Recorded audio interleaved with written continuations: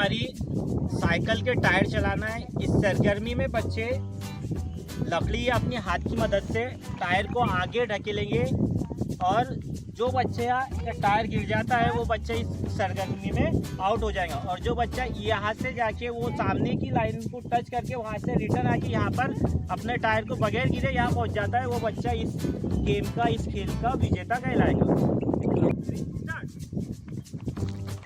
धीरे धीरे बराबर पलटो, वहाँ से जितना होगा पलट जाओ, पलट जल्दी।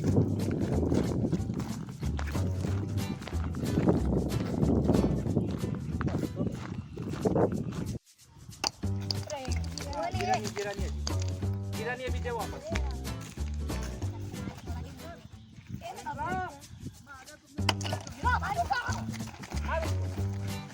चले हमारे फटके में चले देखो लो मार मार इसको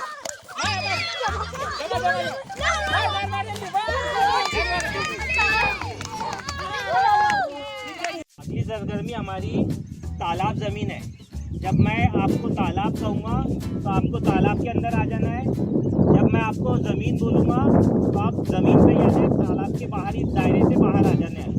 अगर कोई बच्चा गलती करता है, मिस्टेक करता है तो वो आउट हो जाएगा। वो जब आउट होगा तो एक तरफ निकल के एक साइड में खड़ा रह जाएगा। सबका ध्यान अपने अपने तालाब की तरफ। 1 2 3 स्टार्ट। तालाब, जमीन, तालाब, जमीन, जमीन। चलो ये दोनों बच्चे आउट हो गए।